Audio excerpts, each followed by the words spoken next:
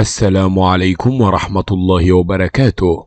الضربة الكبرى لنجوم الأهلي الأجانب، وكولر يثور غضبا بسبب مغادرة الكبير وضم المهاجم الأجنبي. إليكم التفاصيل كاملة في هذا الفيديو، بس خلينا قبل ما نبدأ في المشاهدة ياريت ما تنساش إنك تصلي على النبي محمد عليه أفضل الصلاة والسلام، وفضلا وليس أمرا الاشتراك بالقناة. هيا بنا.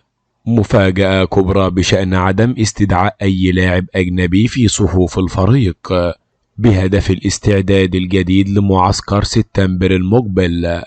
وقال مارسيل فأن النادي الأهلي لم يتلقى أي إخطار من منتخبات اللاعبين الأجانب سواء تونس أو جنوب إفريقيا أو مالي، ولم يطلق النادي الأهلي أي اختيار بضم أي لاعب لمنتخب بلاده حتى الآن، بخلاف رباع الفريق الأول الذين تم استدعائهم من قبل.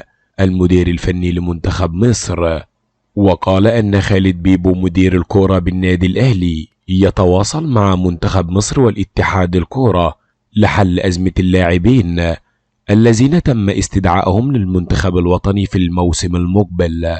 واختار فيتوريا المدير الفني للفراعنة رباع النادي الأهلي، وهم محمد الشناوي ومحمد عبد المنعم ومحمد هاني ومروان عطية. وطلب النادي الأهلي في خطاب رسمي بإعفاء لاعبين من معسكر منتخب مصر المقبل بسبب الارتباط بمباراة السوبر الإفريقي أمام اتحاد العاصمة الجزائري. ويخوض لاعب النادي الأهلي معسكر في النمسا ينطلق يوم 28 أغسطس ويستمر حتى يوم 6 سبتمبر المقبل استعدادا للموسم الجديد 2023. قائمة الأهلي في الموسم الجديد: في حراسة المرمى محمد الشناوي ومصطفى شوبير وحمزة علاء ومصطفى مخلوف. خط الدفاع علي معلول وكريم الدبيس وياسر إبراهيم ومحمد عبد المنعم ومحمد هاني ورام ربيعة ومعتز محمد ومحمد هاني وخالد عبد الفتاح وكريم فؤاد وإكرام توفيق ومحمد متولي.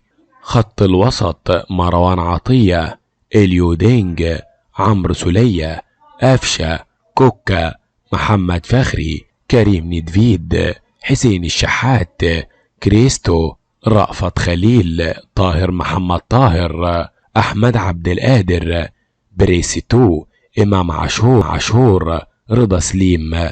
والهجوم: كهربا وصلاح محسن ومحمد زعلوك. وبكده يبقى انتهينا من الفيديو، وإن أتممت المشاهدة فضلا وليس أمرا الاشتراك بالقناة وتفعيل زر الجرس علشان نقدر نوصل لكم كل جديد. والسلام عليكم ورحمة الله وبركاته.